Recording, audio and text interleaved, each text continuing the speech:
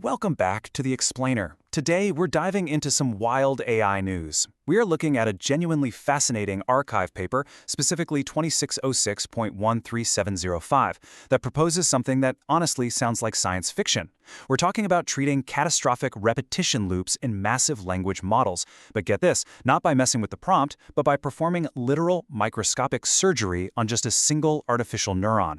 Okay, let's jump right in and see how researchers are prying open the black box to actually fix this.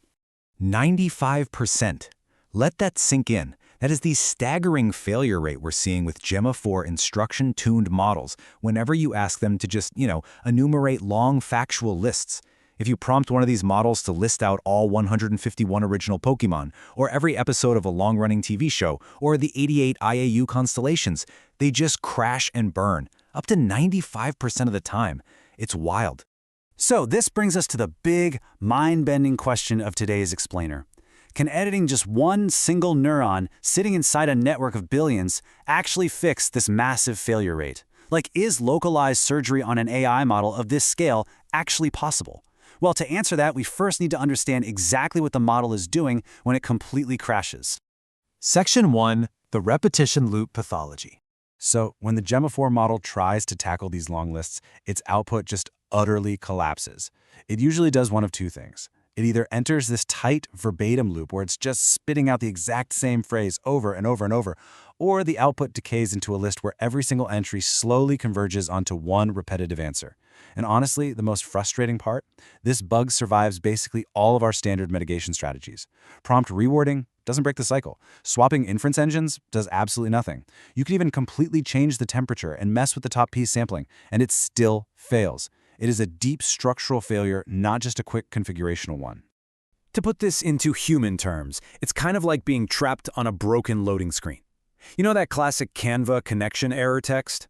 Just a moment, we'll have you designing again soon. You've probably seen it. You refresh, you click frantically, but the system is just completely trapped in this endless, unresolvable loop. That is exactly what's happening under the hood inside the LLM's architecture. It is utterly, hopelessly stuck. Section 2.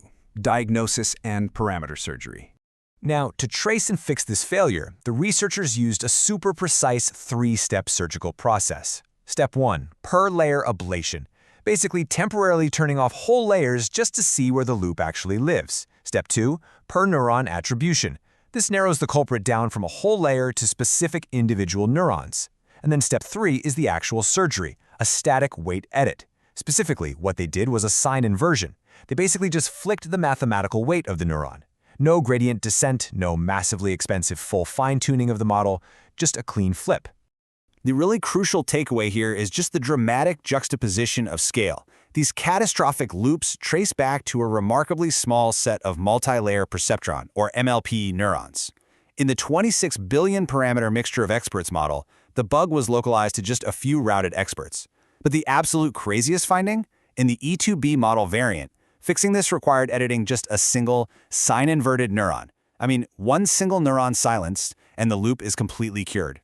And the best part of all this is that this tiny surgery perfectly preserves the model's general-purpose benchmark scores. You're cutting out the tumor, but you aren't damaging the brain. It's brilliant. Section 3. Analogy. Network babbling idiots. To really grasp this, we can actually compare this LLM failure to a classic hardware system, the CAN bus, or Controller Area Network. It was developed by Bosch way back in 1983, and it's still used literally everywhere today, especially in cars. Now, it uses a very specific arbitration method to resolve message collisions, where dominant bits basically overwrite recessive bits to establish message priority. It's a great system, but it has a very well-known vulnerability. So if a node on a CAN bus malfunctions and just continuously spams high-priority messages, it completely blocks the entire network. In hardware engineering, they actually call this a babbling idiot node. And look at how perfectly this maps to our LLM issue. The LLM's looping enumeration, that is the exact same pathology as the babbling idiot node. The impact is identical too. The LLM exhausts its entire context budget, exactly like the rogue hardware node blocks the bus. And the surgery? Well, in hardware, you force that rogue node into an error passive state, so it literally just can't transmit anymore. In our LLM, we're using a static weight edit to force that single rogue neuron into a passive state. It's exactly the same debugging logic, just applied to a neural network. Section 4. The doom loop skewing. Now, we do have to talk about the limits here. When you give these larger models extended thinking budgets, they sometimes enter a state the paper refers to as doom looping. This is a non-convergent regime. What happens is the model essentially self-corrects in circles over a fact it just simply cannot recall. It spends all of its context budget frantically searching its own weights for a piece of data it never learned in the first place, and it just never commits to a final answer. The paper proves that this weight surgery reduces this doom looping, but it definitely does not completely eliminate it. And here's why. Circuit editing removes loops and fixes routing paths. It stops the babbling idiot, right? But that is entirely different from something like retrieval augmentation, which generates knowledge and supplies actual facts. Weight surgery can absolutely delete a bad routing loop, but it cannot supply a missing fact. Think about it. If the model simply didn't learn the 151st Pokemon during its training, editing a neuron isn't going to magically make it know the answer. Circuit editing fixes the plumbing. It doesn't create the water. Section 5. Next steps for developers.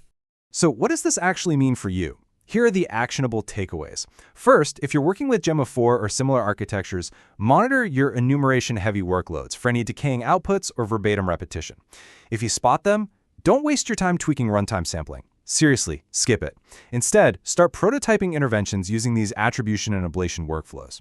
You can use static edits to bypass these structural failures deterministically. And finally, always keep that architectural boundary in the back of your mind. You have to carefully differentiate whether you are dealing with a structural routing bug, which, as we've seen, surgery can totally fix, or a retrieval gap, which is going to require fine-tuning or hooking up an external knowledge base. Which leaves us with a pretty wild final thought to ponder. The sheer fact that we can now isolate a highly specific, highly complex behavioral failure down to a single parameter and then just edit it out without breaking the rest of the model is a massive, monumental shift in how we handle AI. We're literally moving from just talking to the black box to performing microsurgery inside of it. So, if we can cure a 95% failure loop by editing just a single neuron today, what systemic, deep-seated AI flaws will we be operating on tomorrow? Thank you so much for joining me on this explainer, and I will see you next time.